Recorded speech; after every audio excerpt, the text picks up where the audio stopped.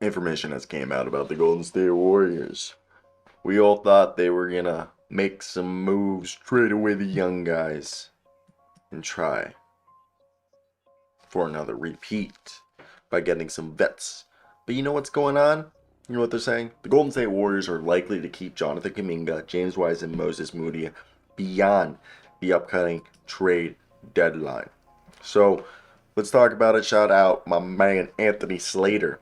And we know that the Warriors have made seismic deals at the deadline. D'Lo for Wiggins, that became, Wiggins and Jonathan Kuminga, as well as avoiding the luxury tax. Now, this was when the Warriors were 12 and 40. Right now, the team is hovering around, the 500 spot. And you got to think, this is a different team than when they had Brad Wanamaker, Marquise Chris, Kelly Oubre, and stuff. And this is a different team when they had Juan Toscano Anderson, Gary Payton II, and Otto Porter. Sources with the knowledge says that the front office they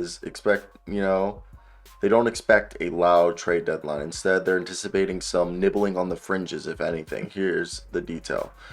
A backup center like Jakob Poeltl or Kelly Olynyk would be great for this team. The team already has a set starting lineup, an effective six-man in Jordan Poole, two solid bench players, DiVincenzo and Jonathan Kuminga. That is an 8 rotation. Okay? But JaMychal Green and James Wiseman are out. JaMychal Green is closer to returning, and he still has, time to struggle, like time to claim that ninth spot. But JaMychal Green season was derailed. He was hospitalized for a leg infection.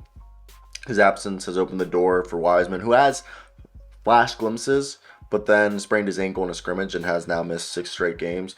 Poeltl or Olynyk would be a clear upgrade, but when they wanted to get Poeltl, they offered James Wiseman allegedly, and the Spurs asked for James Wiseman, a first-round pick for Poeltl.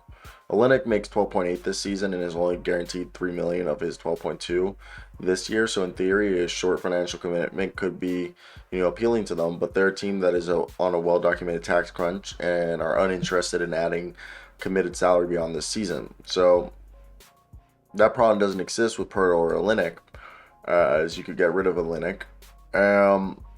I just don't know what you do right there to get a trade, okay? And the thing is it worth mortgaging picks? Is it worth trading Wiseman? I don't think so. And the Warriors are protective of their future. So this is why, like I said, Kuminga, Wiseman, Moody are expected not to be traded. They're not being shopped. And this isn't being said that they couldn't be moved in the right deal, but a rival team hoping to obtain them would be searching to get Moody or Wiseman on a bargain. That's not true. No, they have to get it. Now, the Kuminga situation is a bit different. He's shown more and could net more, but he's also worth more to the Warriors. Considering what he flashed as an individual point of attack defender, something the roster lacks, that they want to keep him.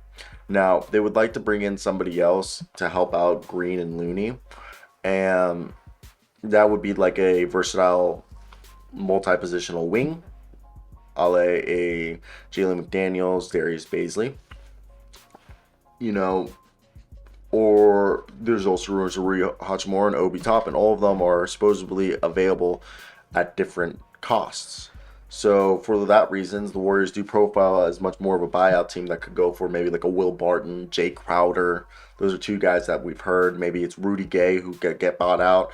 Eric Gordon's expected to be kept, but if he does get bought out, would be great. Now, Anthony Lamb does matter in this discussion because he's currently part of the Warriors rotation, 25.9 minutes a night, 42% from 3, and he's already played 36 of his eligible 50 games.